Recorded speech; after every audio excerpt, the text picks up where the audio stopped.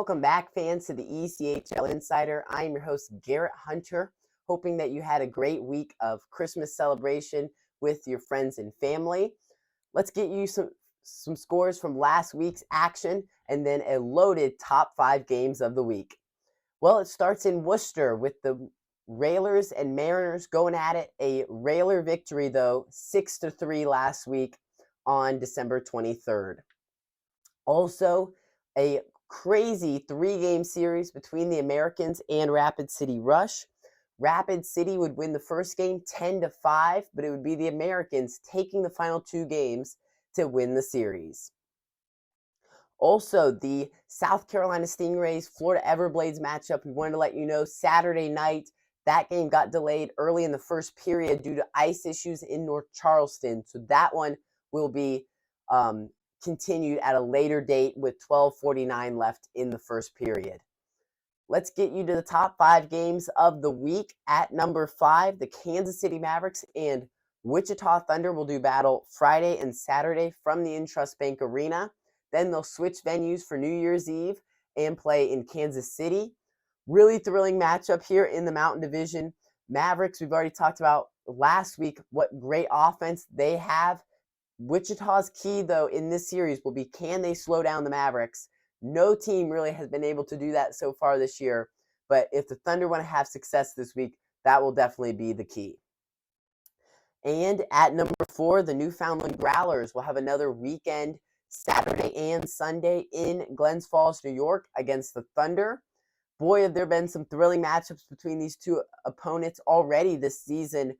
These should be no different. I think Adirondack striking early and often is the key when you're playing the Growlers. I think the Thunder will definitely look to get off to early starts in these two matchups. And at number 3, the Norfolk Admirals will travel to the Westbanco Arena to take on the Wheeling Nailers from the Central Division. These two teams are in different conferences, but geographically very close. So I think this Saturday and Sunday matchup will definitely be two that these two teams will really want to win. And at number 2, the South Carolina Stingrays and Orlando Solar Bears will go at it Thursday night from the Kia Center. The Solar Bears' newly named arena used to be the Amway Center. Last week was changed. The new name is now the Kia Center.